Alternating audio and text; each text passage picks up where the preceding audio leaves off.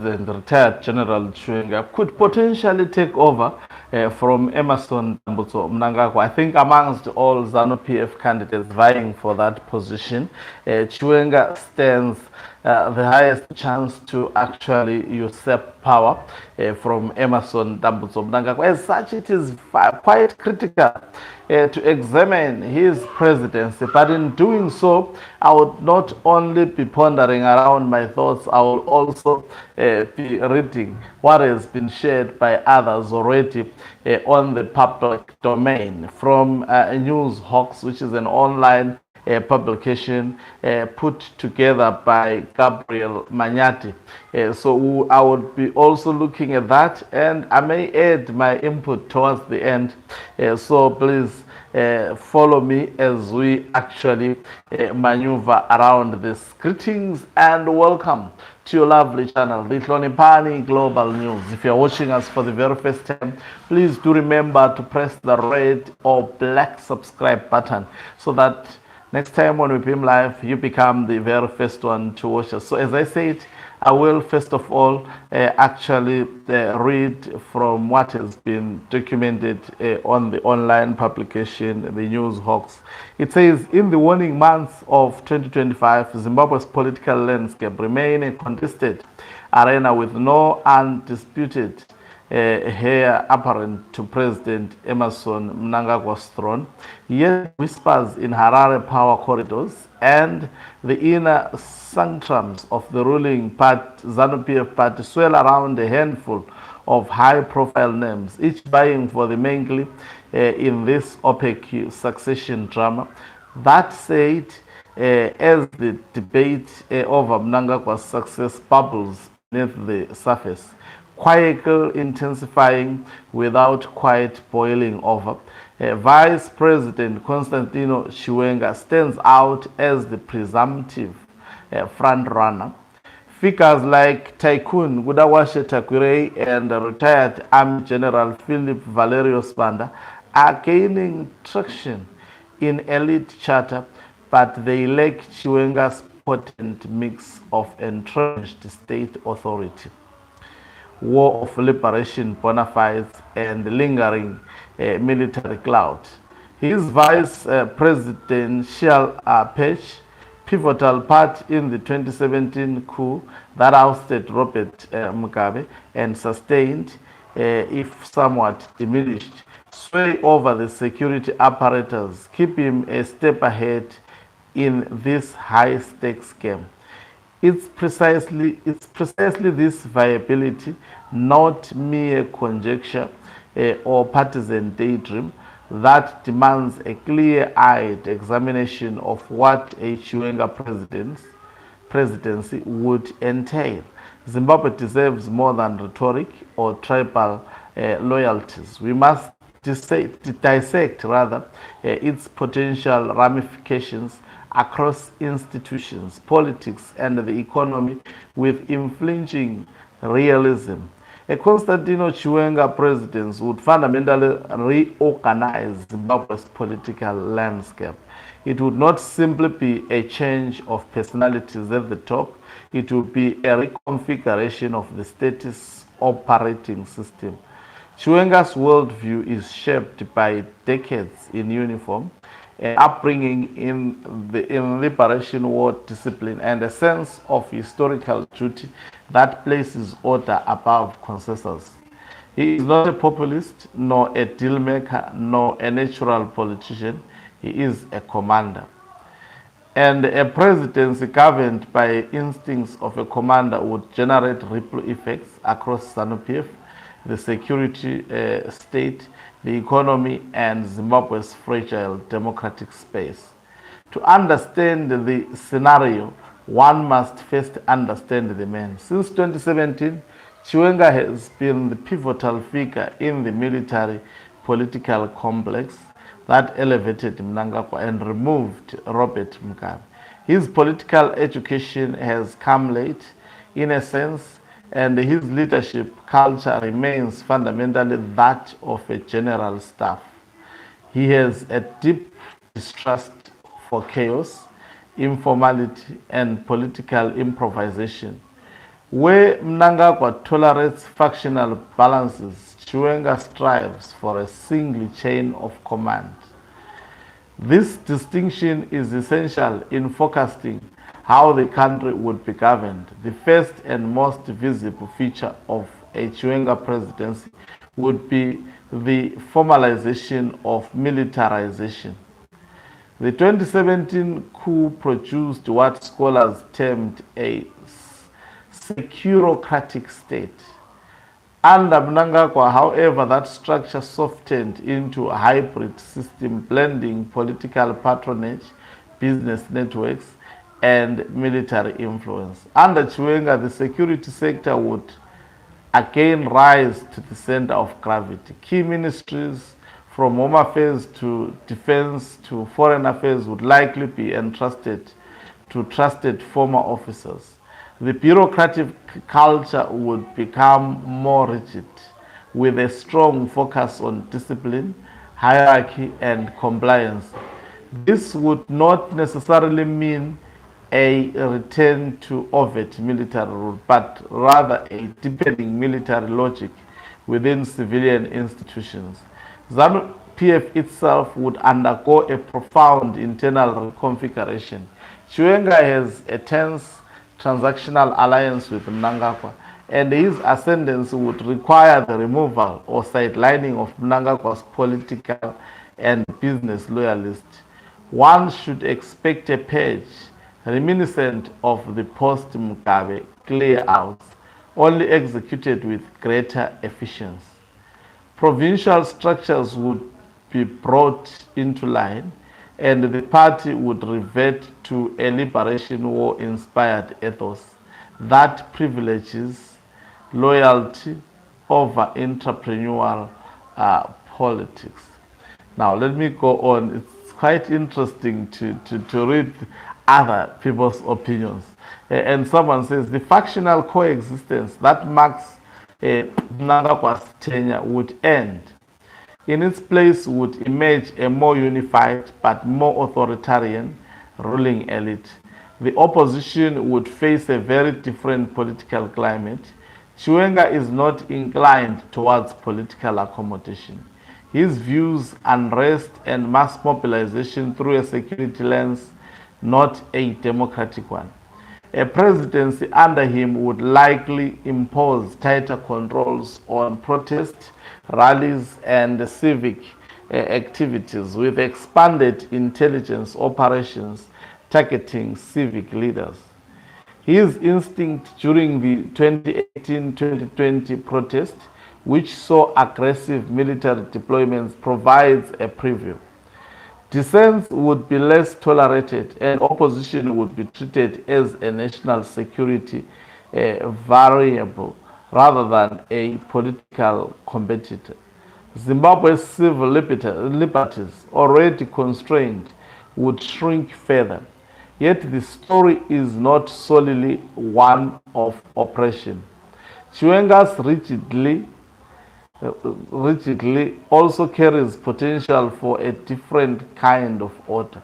His years in command have instilled a strong distaste for rampant corruption. He prefers the fear-driven discipline of a command structure to be improvisation, looting of political barons. A Chiwenga presidency will produce a paradox: a more repressive but less corrupt state. Bureaucrats might become more compliant, procurement processes more tightly supervised, and the most brazen patronage networks dismantled. But this discipline would not arise from institutional strengthening. It would rise from fear of punitive enforcement. Economic governance under Chiwenga would be the most unpredictable dimension. He is not ideologically opposed to markets, but he does not naturally gravitate towards technocratic reform. His instincts lean towards command-style coordination, crisis-driven intervention, and control of strategic commodities such as fuel, grain, and mining outputs. One could expect the return of militarized economic enforcement, from price compliance inspections to tighter controls over forex markets. The private sector would likely experience greater order but less policy predictability. Investors from China and Russia might flourish, drawn by the familiarity of military-led decision-making, while Western actors could withdraw further. Yet a different scenario is also plausible. Chiwenga has previously worked closely with technocrats in the health sector. If he surrounds himself with competent economists, he could preside over a technocratic, calm, securitized hybrid model, tough on corruption, tough on dissent, but moderately open to structured market reforms. His presidency would ultimately depend on whether he defers to professionals or reverts to command instincts under pressure. Zimbabwe's foreign policy would shift in tone, if not direction. Mnangagwa's open for business mantra would be retired in favor of a more strategic, security-aligned diplomacy. China would become the primary anchor, not only economically but philosophically. Russia, the United Arab Emirates, and regional military governments would likely become closer partners. Relations with the West would stagnate or decline, especially if human rights conditions worsened. The diaspora would be viewed with suspicion, particularly if perceived as aligned with opposition politics. Migration diplomacy, however, might stabilize under a tougher but more predictable security-focused approach. The national mood under a Chiwenga presidency would be of solemnity and discipline. Chiwenga is not a charismatic communicator. His leadership style projects severity rather than charm. Public messaging would emphasize sacrifice, patriotism, and vigilance. His presidency would feel like a permanent mobilization, a wartime posture in peacetime. There would be less political theater, fewer public rallies, and a more austere state house culture. It would be a sharp break from Mugabe's and Mnangagwa's performative politics. Now, the person goes on. It's interesting to read all this, and maybe I will end there and not have my opinion. Internationally, Chiwenga would be perceived as a strongman leader. At home, he would be seen as a stabilizer by some and a threat to democracy by others. Zimbabwe could experience a disciplined but brittle order. Stability achieved through fear is inherently unstable. A Chiwenga administration might suppress conflict temporarily only for pressure to build beneath the surface. His success would depend on whether he can transition from military command to political leadership. That is the very important aspect. That at least we read these things, they are listening to us, and they hear these are actually the fears of some analysts, and I strongly believe that he will align with this sentence, which says his success, and I hope they listen to this, would depend on whether he can transition from military command to political leadership. So there is difference between military command and political leadership. Is he prepared for that? We will wait and see. It's actually something I wish I could repeat numerous times this to them.